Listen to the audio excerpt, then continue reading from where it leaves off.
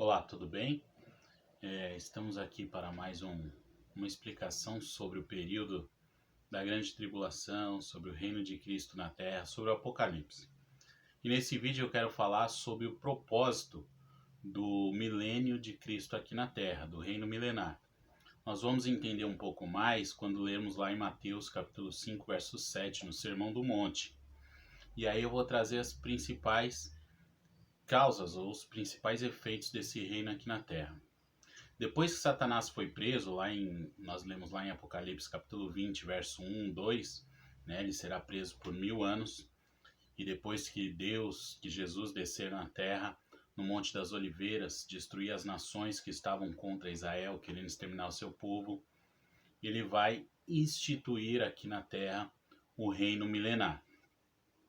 Primeiro, ele vai fazer convergir nele toda a sua criação. Tanto a criação no céu quanto a criação na terra, ele fará convergir nele toda essa criação.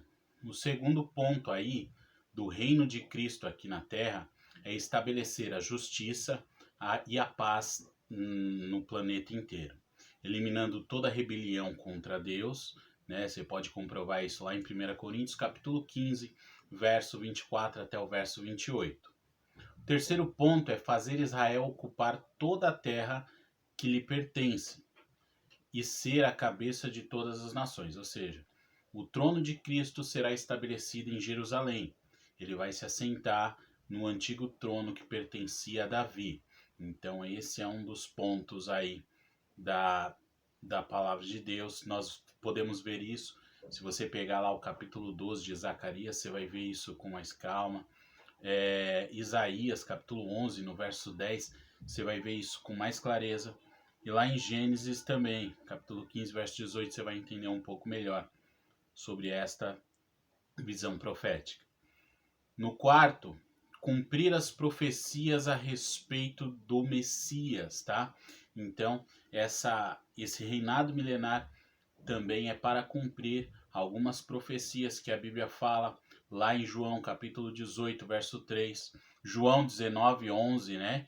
Quando Jesus ele foi morto pelos romanos, Pilatos ele pega aí diante de Cristo, ele fala assim: você não sabe que eu tenho poder? E aí lá em João 19, verso 11, ele fala: nenhum poder lhe seria dado se do alto não viesse. Ou seja, ele vai vir aqui para reger as nações com vara de ferro, porque ele foi ferido a ferro pelos romanos e a base